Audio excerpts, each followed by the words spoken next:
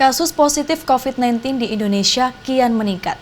Ratusan tenaga medis pun tumbang dan tak sedikit pula yang meninggal dunia. Lalu bagaimana dengan keluarga mereka yang telah berkorban nyawa di jalan pengabdian melawan COVID-19? Eka Rima dan Ganjar Wicaksono menemui salah satu di antaranya. Sekitar 10 tenaga kesehatan terbaring di pusara khusus COVID-19 Keputih ini. Sementara ratusan lainnya ada yang menjalani karantina mandiri, ada pula yang sedang menjalani perawatan intensif di sejumlah rumah sakit akibat terpapar COVID-19. Mereka terpaksa harus meninggalkan anak, suami, istri, orang tua, dan seluruh keluarga terkasih mereka. 45 hari pasca kepergian istri tercinta, Bagus Rahmanto memberanikan diri menginjakkan kaki di makam Keputih, Surabaya. Di pemakaman khusus COVID-19 itu, Uut Trisnawati, istri Bagus Rahmanto, dimakamkan. Bersimpuh di samping makam, Bagus lekat menatap nisan istri yang semasa hidup mengabdi sebagai bidan di Puskesmas Medokan Ayu, Surabaya. Bagus tak pernah menyangka menjadi relawan COVID-19 di asrama haji adalah tugas terakhir Uut. Bagus sempat khawatir dan meminta istrinya mengundurkan diri sebagai petugas puskesmas. Terus saya sarankan untuk resign. Dia tetap nggak mau, saya mau pengen kerja. Tapi ini resikonya tinggi, dia bilang seperti itu.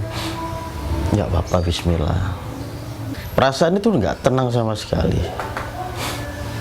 Kamu baik-baik aja kah? Kerja di P3K itu kayak gimana kerjanya? Apa kamu merawat pasien positif atau enggak? Yang saya nggak tahu juga. Bagus berkisah, saat ditugaskan di asrama haji untuk memberi pelayanan pada pasien COVID-19, Uut sempat gelisah. Kegelisahan Uut didasarkan pada tidak adanya kepastian terkait status kesehatannya. Uut tidak pernah mendapatkan fasilitas tes corona ataupun perintah karantina mandiri. Uut khawatir dirinya menjadi pembawa virus yang dapat menularkan pada orang terdekat.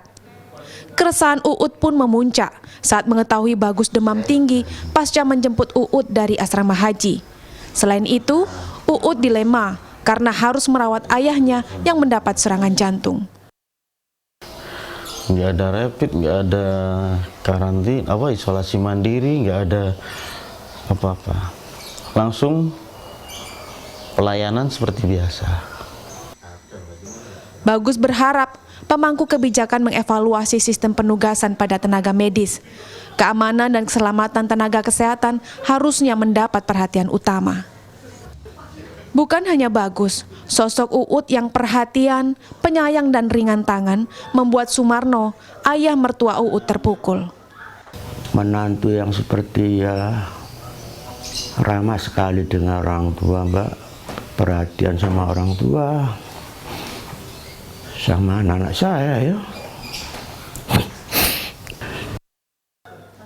Sumarno kerap bertanya dalam hati, kenapa harus menantunya yang dikirim ke asrama haji?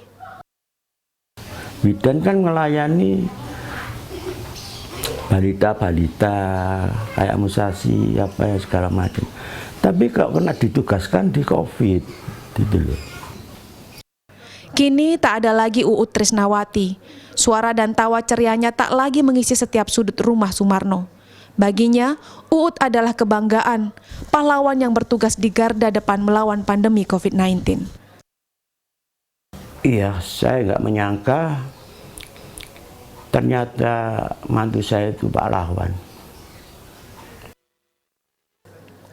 Data Ikatan Dokter Indonesia pada 15 Juli mencatat 61 dokter meninggal dunia dan data Persatuan Perawat Nasional Indonesia mencatat 39 perawat meninggal dunia akibat COVID-19.